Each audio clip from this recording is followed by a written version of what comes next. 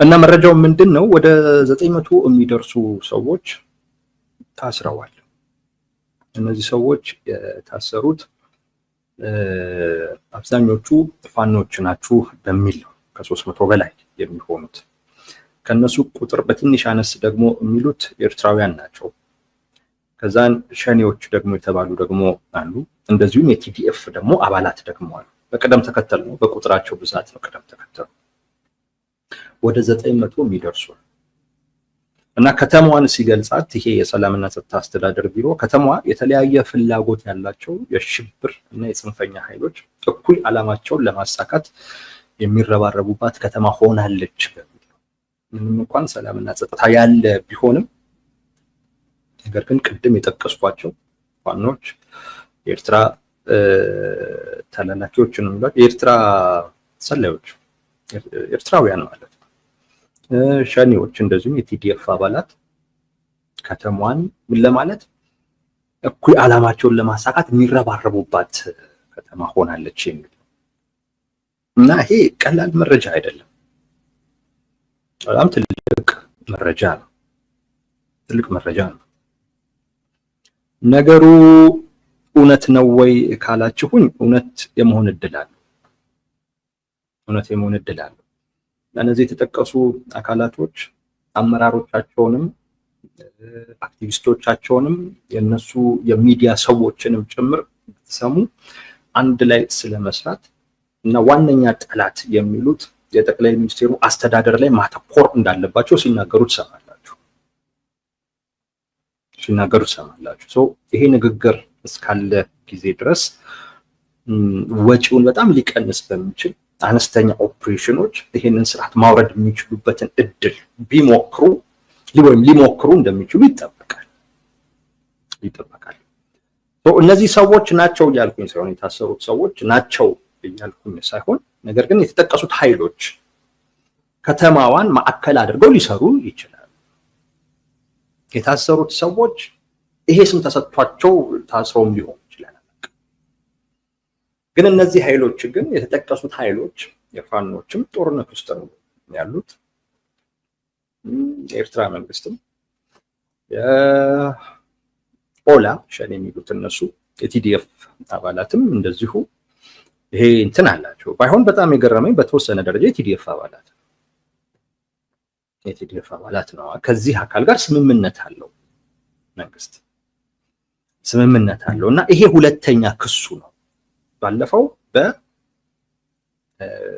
በመከላከያ በኩል የቲዲኤፍ አመራሮችን ሲከስ ነበር። እንዲህ አድርገው ራሱ ፋኖችን አዘው ምናምን በሚል የሰማችሁት ጉዳይ ነው። ላለመድገም ብዬ ነው። ፋኖችን አዘው ይሄ ዘመቻ ለአንድነት የሚሉትን እነ ጄኔራል ምግበይን ያዝዙት የሚል መግለጫ ሰጥቶ ነበር።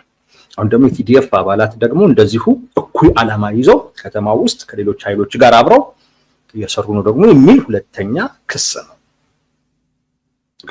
ይሄንንም ስትዩት ነገሩ ወዴት ሊሄድ ይችላል የሚለውም ነገር ራሱን ችሎ ይሄ አንድ ሌላ ትርጉምም ሊሰጠው የሚችል የሌሎቹን ለምሳሌ የፋኖች ጦርነት ላይ ስለዚህ ሊያደርጉት ይችላሉ። ተደርጎም ያውቃል አዲስ አበባ ላይ። የሸኔ የሚሏቸው ወይም የኦላ እንደዚሁ ጦርነት ላይ ያለ። ስለዚህ እንዲህ አይነት ነገሮችን ሊያደርግ ይችላል። የቲዲኤፍ አባላት ግን ከመንግስት ጋር ጦርነት ውስጥ ያለ አካል አይደለም። ጦርነቱን አቆሞ በስምምነት ውስጥ ያሉ ናቸው። ሁለቱ አካላት በሆነ ስምምነት ታስረዋል። እንዲህ አይነት ተግባር ውስጥ ላይገቡ ማለት ነው። የሚያስገርመው እሱ ነው። ለዛ ነው ሌላም አይነት ትርጉም ሊሰጠው ይችላል። ከስምምነቱ ጋር የተያያዘ ትርጉም ሊሰጠው ይችላል እያልኩኝ ያለሁት ግን የተወሰኑ ጥቂት አመራሮች አደባባይ ላይ ወጥተው ከሚናገሩት እና ከሚያደርጉት እንቅስቃሴ አንጻር ግን ካየ ነው የውሸት ነው ሊባል የሚችል አይደለም። እነዚህ አካላቶች ይሄንን አሁን ስልጣን ላይ ያለውን የጠቅላይ ሚኒስትር አብይ አህመድ አስተዳደርን ማፍረስ ፍላጎት አላቸው። ይሄንን የተናገረው ማንም አይደለም፣ የራሳቸው ሰዎች ናቸው። ጄኔራል ጻድቃን ናቸው። ከኤርትራ ጋር ሆነን ይሄንን አገዛዝ ካፈረስ ነው በኋላ ዞር ብለን ደግሞ የኢሳያስን መንግስት ደግሞ እንደዚሁ እናፈርሰዋለን የሚል ግምትና እቅድ እንዳላቸው እነ ጄኔራል ጻድቃን ናቸው የተናገሩት። ስለዚህ ውሸት አይሆን ቲዲኤፍን አያደርግም ተብሎ አይታሰብም ልላችሁ ፈልጌ ነው።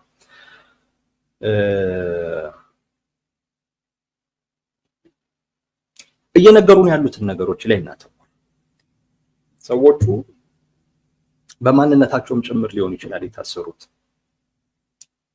እንደውም አንዱ በኋላ የምነግራችሁ ነገር እሱ ነው የኔ ስጋት ማለት ነው።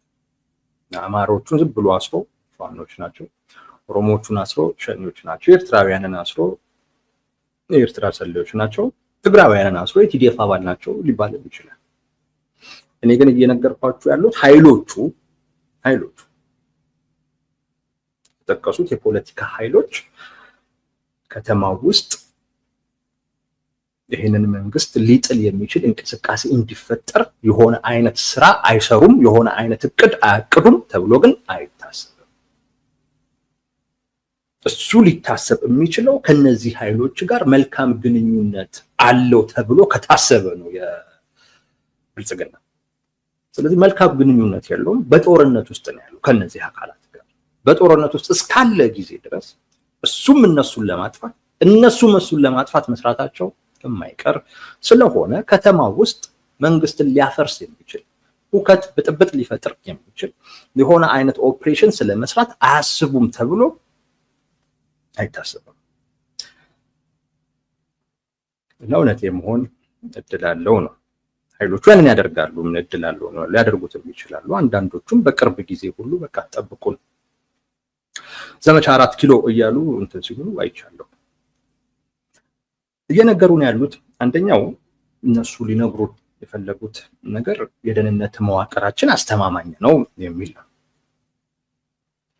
ማለት ወደ 900 የሚደርሱ በእነሱ አገላለጽ ዋና የሚባሉ ሰዎች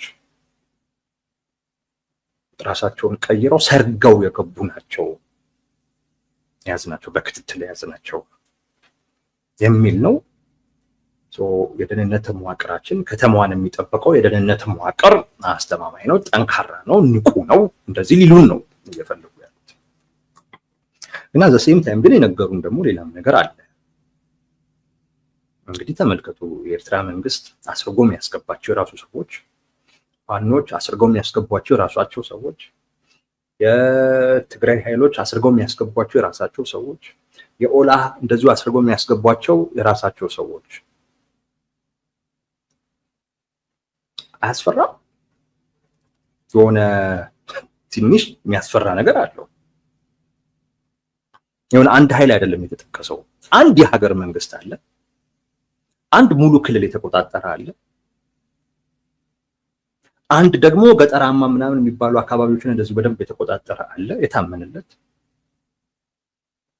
አንዱ ደግሞ የተዳከመም ቢሆን ግን ጥሩ መሰረት ያለው ከጠቅላይ ሚኒስትሩ ስልጣን ላይ ከወጡ ጊዜ ጀምሮ ማለት ይቻላል ጦርነት ላይ የነበረና በተደረገበት ጥቃት ሁሉ ያልጠፋ አሁንም ድረስ ሰርቫይቭ ያደረገ ደግሞ ኃይል አለ። እና ተመልከቱ እንግዲህ እነዚህ ወደ 4 የተጠቀሱ አካላት ከተማ ውስጥ አስርገው ለማስገባት የሆነ አይነት እንቅስቃሴ እያደረጉ ነው ሲባል ምንድነው ሊፈጠር የሚችለው? ይሄ ደግሞ የተነገረው ለመንግስት ሰራተኛው ለመዋቅሩ ነው።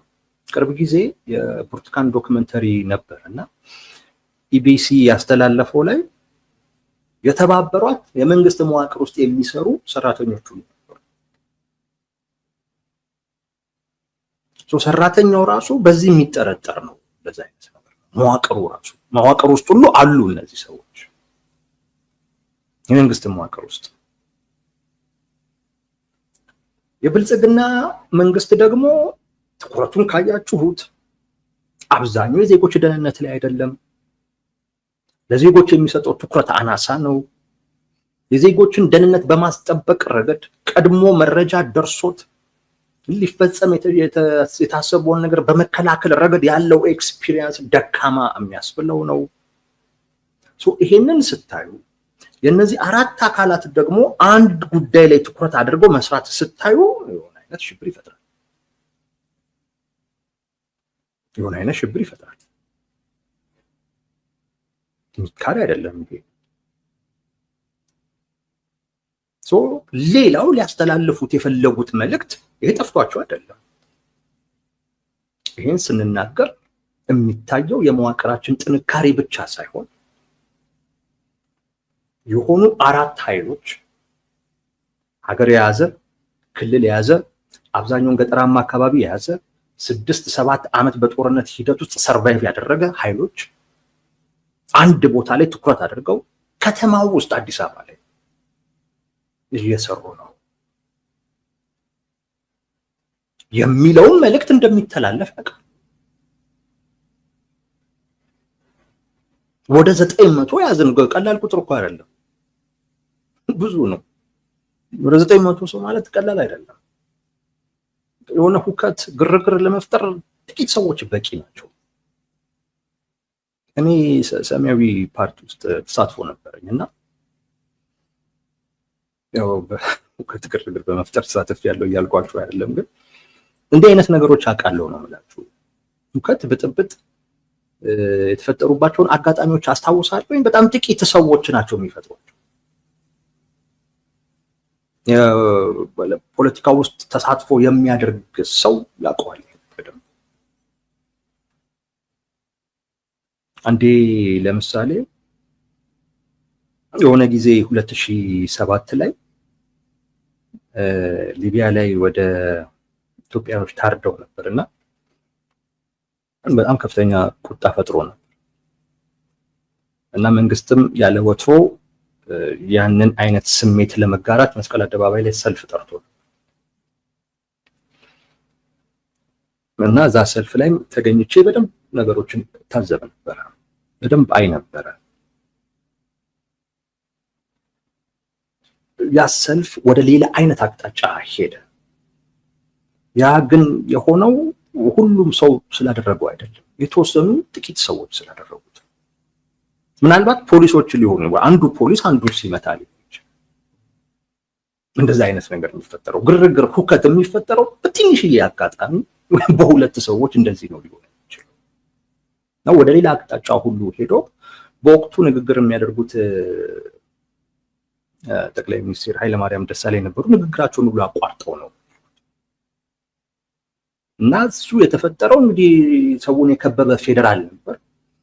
በሆኑ ፌደራሎች ህዝብ ላይ እርምጃ ሲወስዱ ነው አንድ በወሰደው ነው እንደዛ አይነት እንትን ያለው ታቦት ወጥቶ ምን ተብሎ ነው እንግዲህ ሰው እንዲያቆም ሲደረግና ሲለመን የነበረው።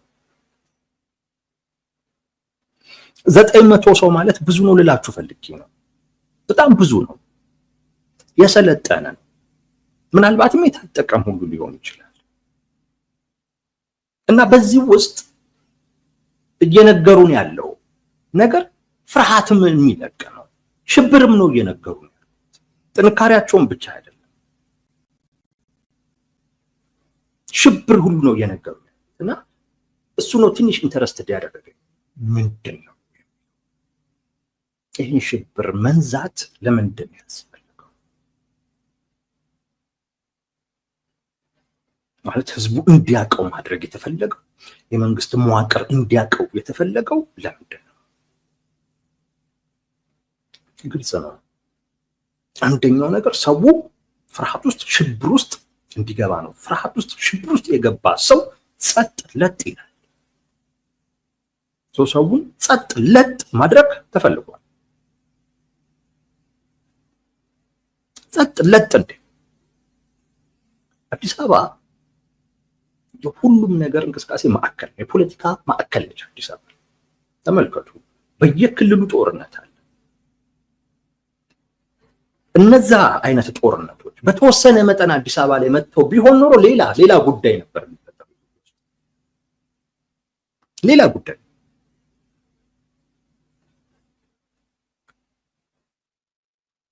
አዲስ አበባ ላይ ግን እስካልመጣ ጊዜ ድረስ ግን መንግስት ሰርቬይ ያደርጋል እና ይሄ ከተማ ውስጥ በጣም ከፍተኛ የሆነ የኑሮ ችግር አለ። የኑሮ ውድነት አለ። ሰማለሁኝ በጣም ከህዝቡ አቅም በላይ የሆነ ሰርቶ መኖር የማይቻልበት ከተማ ሆናለች አዲስ አበባ። ሰርቶ ሰው ሁለት ስራ ሰርቶ መኖር የማይችልበት ከተማ ሆናለች። ለዚያውም ደግሞ እንግዲህ የስራ እድል የማይፈጠርበት ሁኔታ ውስጥ ተሆኖ ደግሞ ማሰብ ነው። አብዛኛው ወጣት የሚሰደድባት፣ ሰው ድህነቱን ችሎ የሚኖርባት፣ እንዴት እንደሚኖር ግራ ነው የሚገባው። በጣም ከባድ ህይወት ነው ያለው። ኑሮ እለት ተእለት እየጨመረ ነው ያለው። ስለ ነገ አይደለም። ሰው ስለ ዛሬ አስቦና ተጨንቆ መልስ መስጠት የማይችልበት አይነት ሁኔታ ነው አዲስ አበባ ላይ ያለው። ስለ ነገማ ብርቅ ነው። የሰው ቁጣውን ጫፍ ያደረሰ የኑሮ ሁኔታ እዛ አለ። ምንም እንኳን አንዳንድ መንግስት የሚሰራቸው ደስ የሚሉ ነገሮች ቢኖሩ ግን የህዝቡን ህይወት በመሰረታዊነት የሚቀየር ስላልሆነ ህዝቡም ህይወቴ በመሰረታዊነት ሊቀየር የሚችል አይነት ለውጦች ነገ ይመጣሉ ብሎ እንዲያስብ የሚያደርጉም ባለመሆናቸው ማለት የመንግስት ትኩረት እዛ ጋር ብቻ ሲሆን ተስፋ ማታደርግ ገንፍሎ በዚህ ምክንያት ሊገነፍል ያለ በቋፍ ያለ ቁጣ አለ ህዝብ ውስጥ።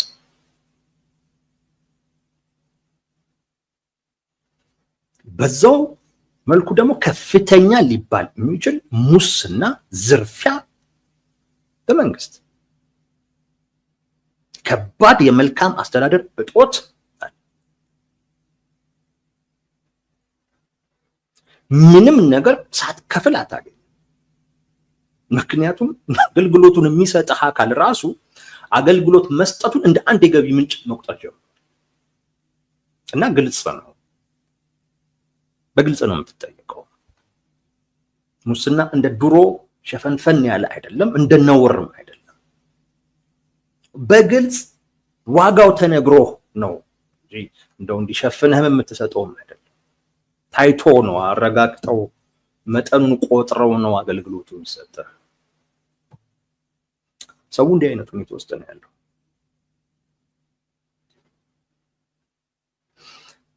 እኔ እስር ቤት ነበርኩ።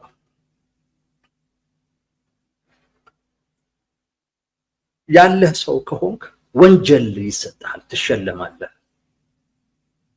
ያልሰራከው ወንጀል ትሸለማለህ። ሽልማት ይሉታል የእስር ቤት ቋንቋ። ሞት ሊሆን ይችላል።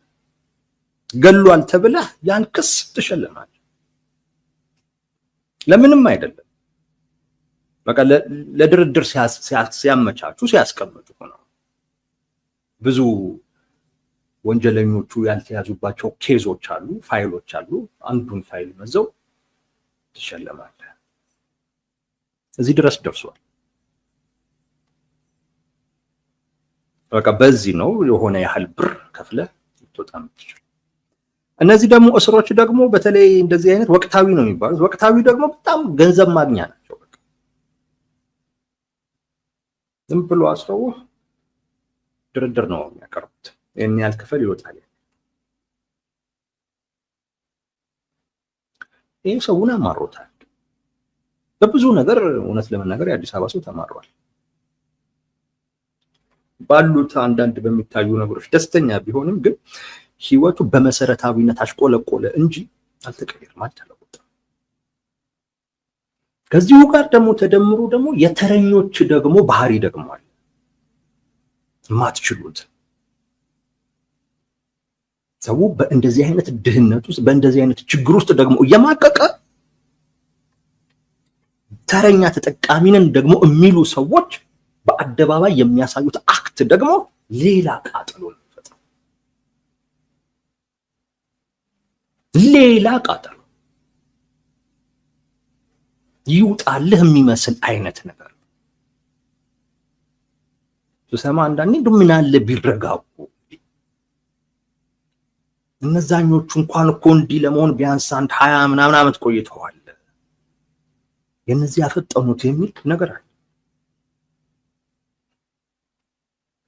እና ይሄ ሁሉ ታዲያ ብለህ እንድትቆጣ የሚያደርግ ነው። አስተዳደሩ ይሄን ያውቃል። መዋቅሩም የራሱ መዋቅር ራሱ እንዳልኳችሁ ነው። ኦልሞስት ልቡ ሌላ ቦታ ነው። ልቡ ሌላ ቦታ ነው። ኢቭን ከክፍለ ሀገር የሚያመጧቸው ኦሮሞዎች አሉ። ከኦሮሚያ ክልል የሚያመጧቸውና አዲስ አበባ መዋቅር ውስጥ የሚያስገቧቸው እና አንድ ኦሮሞ ከክልል መጥቶ አዲስ አበባ ከገባ ወይ ኦነግ ይሆናል አሊያም ደግሞ እልም ያለ ኢትዮጵያኒስት ነው። ብልጽግና አይሆንም ብልጽግና። እና ከዛ ራሱ ለኛ ይሆናሉ ብሎ የሚያመጧቸው ራሱ ብዙዎቹ ልባቸው ወደ ሸኔ ነው፣ ወደ ኦላ ነው። እና ሌላውም እንደዚሁ ጉዳዩ ከማንነት ጋር ስለሚያያዝም ያስቸግራል። ይሄንን አካል ጸጥ ለጥ ማድረግ የምትችለው በወታደር አቅም በኃይል አቅም አይደለም፣ በስነ ልቦና የሆነ ነገር በመፍጠር። አሁን ተመልከት፣ እዚህ ጋር ምን እያለ አማራ የሆንክ ፋኖ ብዬ አስራሃለሁ፣ ኦሮሞ የሆንክ ሸኔ ብዬ አስራሃለሁ፣ ትግራዋይ የሆንክ ቲዲኤፍ ብዬ አስራሃለሁ። ጸጥ ለጥ ብሎ ያችን ችግሩን ዋጥ አድርጎ ይኖራል። ይሄንንም አይነት ድባብ መፍጠር ይፈልጋል። ኃይሎቹ ያንን አያስቡም እያልኳቸው አይደለም፣ ግን እነሱ የሚያስቡትን ምናልባትም ያደረጉትን ነገር ለህዝቡ በመንገር ህዝቡ ውስጥ እንዲህ አይነት ድባብ መፍጠር ይፈልጋል። አንዱ ይሄ ነው፣ ፍርሃት፣ ስጋት መፍጠር። ብዙ ሰዎች የአዲስ አበባ ሰው ጠባቂ ነው፣ የአዲስ አበባ ሰው ፈሪ ነው ይላሉ።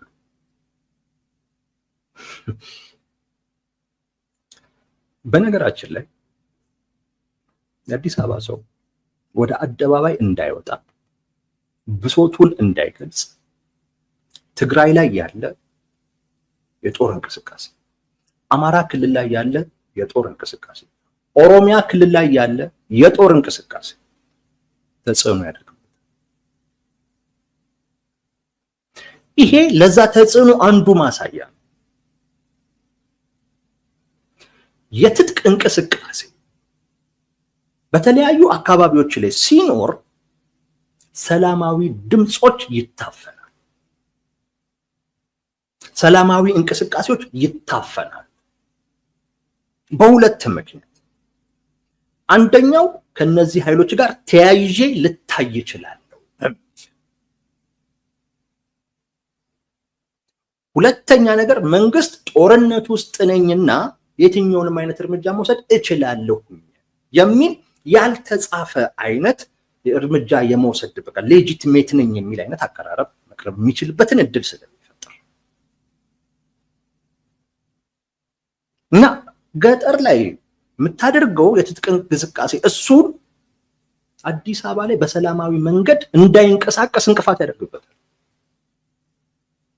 ለምሳሌ የሆነ ጊዜ ጦርነት ይቁም የሚል ሰልፍ ለማድረግ ፍላጎት የነበራቸው ሰዎች ነበሩ። መንግስት ያንን ሰልፍ የከለከለበትና የተወሰኑትን አመራሮች ወስዶ ያሰረበት ምክንያት ምንድን ነበረ? የፋኖን እንደዚሁም የኦላን አጀንዳ አዲስ አበባ የማምጣት ፍላጎት ያለው ነው፣ ከነሱ ጋር የሚሰሩ ናቸው በሚል አያይዞት እና ጦርነትም ላይ ደግሞ ስለሆንኩ ይሄንን ማድረግ አለብን፣ አከላከል አለብን። እና ወዳጄ የአዲስ አበባ ሰው ፈሪ ሆኖ አይደለም፣ አደባባይ ለመውጣትም ምክንያት ሳይኖረው ቀርቶ አይደለም። በነገራችን ላይ ጀግንነት ውርስም አይደለም። አደባባይ እንድትወጣ የሚያደርግህ ችግር ብሶት ነው። የአዲስ አበባ ሰው ከየትም አይደለም የተፈጠረው። አንተን ችግርና ብሶት ጫካ እንደከተተህ የአዲስ አበባንም ሰው ችግርና ብሶት አደባባይ ያስወጣል። ነገር ግን አንተ እዛ ጫካ የምታደርገው ትግል የአዲስ አበባ ሰው አደባባይ ላይ ሲወጣ ከአንተ ጋር ተያይዞ ይታሰራል። አዲስ አበባ ሰው ማይፈልገው እሱን አይፈልግም።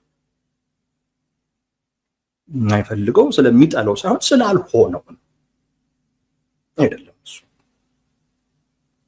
እና የሆነ የትጥቅ እንቅስቃሴ ሰላማዊ ትግልን ይጎዳል። አሁን ይሄ ብሶቱ ተሰምቶት አደባባይ እንዳይወጣ መንግስት ከወዲሁ ምን እያደረገው ነው? አዲስ አበባ ውስጥ እንደዚህ አይነት እንቅስቃሴ ያደረጉ 900 ሰዎችን ያስኩኝ እያለ፣ ስለዚህ ከወጣ 901ኛ 902ኛ 903ኛ እየሆንክ ትገባለህ እያለ። ስለዚህ ሰው ምንድን ነው የሚያደርገው? ባልሆነው ነገር ለምን ብሎ ይገባል?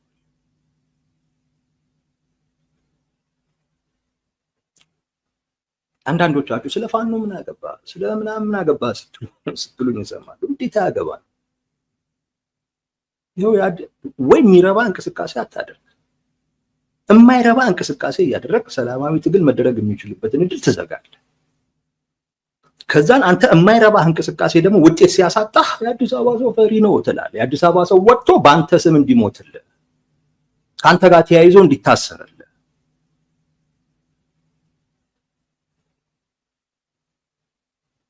ከሆነ የሚረባ እንቅስቃሴ ማድረግ ነው። እዛ 10-5 ቦታ ይከፋፈላል። አሁን ዘመቻ ለአንድነት አሉ ሸዋ ላይ አንድ ክፍለ ጦር ከሆነ የፋኖ አደረጃጀት ተገንጥሎ እየወጣው ሲል ሰሙታል። ትግራይ ላይ የነደብረጽዮን ቡድን ለሁለት ተከፍሏል ሲባል ሰማው። የተረጋገጠ ነገር ስላልሆነ ነው ማለት ነው። የሆነ ኮዝ አለን የሚሉ እንኳን እንደዚህ ሲከፋፈሉ ነው የምታያቸው። እነሱ የራሳቸውን ይህን ችግር አያዩትም፣ ግን ምን ይላሉ? የአዲስ አበባ ሰው ፈሪ ነው። ማንም መጥቶ አሁን እንዴት ነው ሌላውን መጥቶ የአዲስ አበባ ሰው ነፃ ሊያወጣው የሚችለው? ለራሳቸውም እንኳን ነፃ ከወጡ አንድ ነገር፣ ራሳቸው የአዲስ አበባ ሰው የራሱን ትግል እንዳያደርግ እንቅፋት እየሆነበት ያለው ክፍለ ሀገር ላይ እየተደረጉ ያሉ እንቅስቃሴዎች ነው። የትጥቅ እንቅስቃሴዎች ናቸው። የትጥቅ እንቅስቃሴ ካለ ሁል ጊዜም ቢሆን ምን ይሆናል? ሰላማዊ ትግል ይዳከማል። ምክንያቱም መንግስት ሰላማዊ ትግልን ማዳከም የሚችልበት መሳሪያ አድርጎ ይጠቀማል። ከዛ ውጪ ደግሞ ምናልባትም ካሉና የተወሰነች ደግሞ ተኩስ ምናምን ደግሞ ከከፈቱ ልክ እንደ ኢሃፓ እንቅስቃሴ መንግስት ከየቤቱ ወጣቱን እየለቀመ ማሰር የሚችልበትን መግደል የሚችልበትን ሁሉ እድል ይፈጥራል። ኢሃፓን እንቅስቃሴ ታውቃለህ? የከተማ ውስጥ የትጥቅ እንቅስቃሴ ያደርጋለሁኝ ብለው ስንቱን ወጣት እንዳስፈጁት።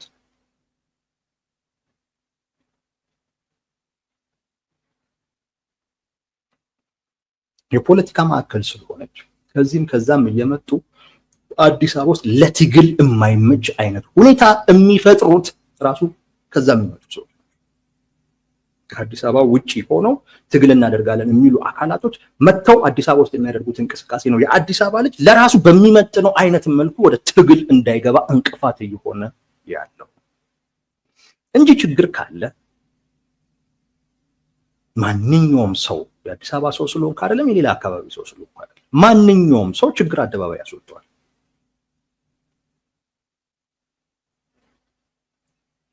እና የተለየ ጀግንነት ክፍለ ሀገር ላይ የተለየ ነገር አዲስ አበባ ላይ ስላለ፣ አዲስ አበባ ላይ ግን ከአዲስ አበባ ውጪ የሚደረጉ የትጥቅ እንቅስቃሴዎች አዲስ አበባ ላይ ሰላማዊ በሆነ አይነት መንገድ ከተማ ነው። ከተማ ውስጥ እንግዲህ ፎቅ ስር እየተደበቅ እንትን አትል፣ በረሃ የለ ጫካ የለ የምትሄድበት።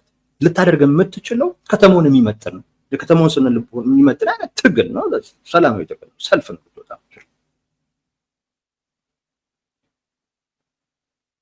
ያን እንዳያደርግ ያ ሰልፍ ከታጣቂዎች አጀንዳ ጋር ተያይዞ መታየት የሚችልበትን እድል ይፈጥራሉ።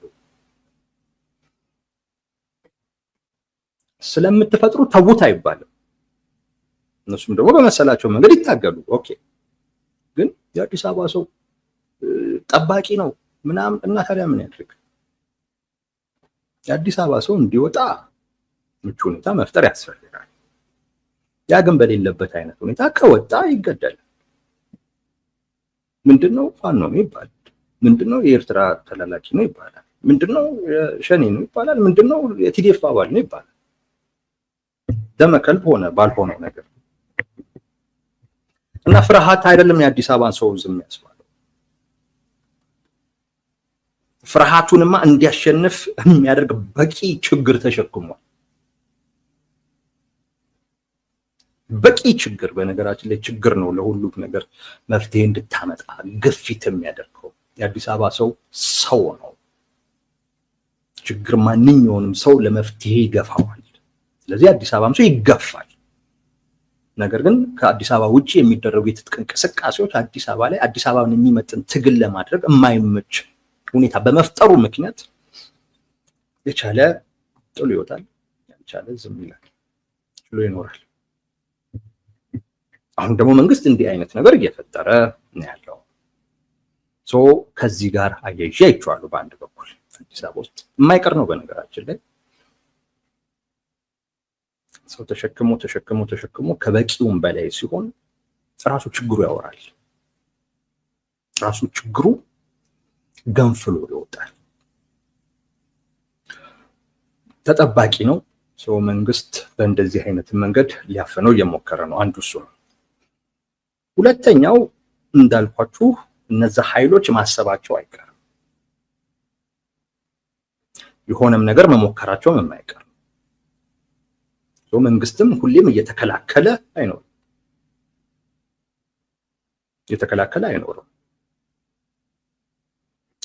ወደ ጦርነቱ ሊገባ ይችላል። ወደ ምንጩ ጋር በመሄድ ማለት ነው። ዋናው አካል ጋር በመሄድ ወደ ጦርነት ሊያመራ ይችላል። ወደ ለየለት ዋናው ስላችሁ ታውቁታላችሁ። ዋናው ሀገር ይመራል። እዛ ድረስ የሚሄድ ግዴታ ውስጥ ይገባል። ስለዚህ እዛ አይነት ግዴታ ውስጥ እየገባም ከሆነ በተወሰነ ደረጃ እነዚህ ኃይሎች ማሰባቸውም ስለማይቀር አዲስ አበባ ውስጥ ሊኖር የሚችልን እንቅስቃሴ በዚህ አንድ ላፈነው። ምክንያቱም ትኩረት ወደዛ ስለሚሆን እንዲህ አይነት ስነ ልቦና እዚህ ውስጥ ለፍጣል። ህዝቡን ፍርሃት ውስጥ ምናምን ነገር ውስጥ ልክተት ወደዛ ለማምራት አንድ። ሁለተኛ እንዳልኳችሁ ከሆነም ሁሌም እየተከላከለ አይቀጥልም። ሊያደርግ የሚችለው ወደ መደበኛው አይነት ጦርነት መግባት ነው። ስለዚህ እየነገረ ያለው ወደ ጦርነት ለመግባት እየተገደድኩኝ ነው እያለ። ለምሳሌ የቲዲኤፍ አባላት ተያዙ። ባለፈው መከላከያ ያንን መግለጫ አወጣ። ከሌሎቹ ጋር ጦርነት ውስጥ ነው ብዬ ነው፣ ከኦላም ጋር ከፋኖ ጋር። አሁን ይሄንን ያደረጉ አካላቶችን ተጠያቂ ማድረግ አለብን ወደሚል አይነት እንቅስቃሴ ሄደ። በዛ በኩል ደግሞ አይሆንም የሚል ምላሾች እያየን ነው።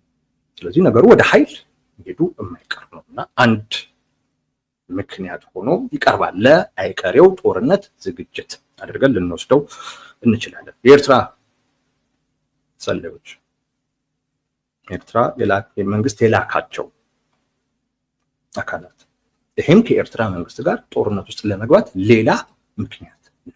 እየተጠቃው ነው ያለ እኮ ነው መንግስት እየተጠቃው ነው።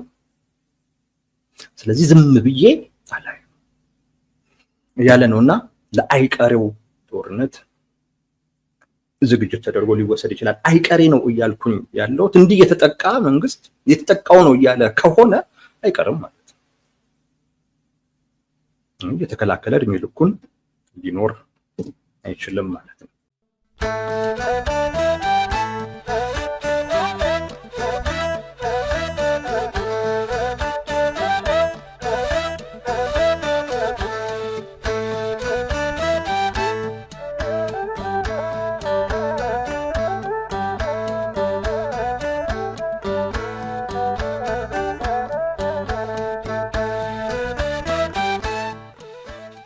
Dios será.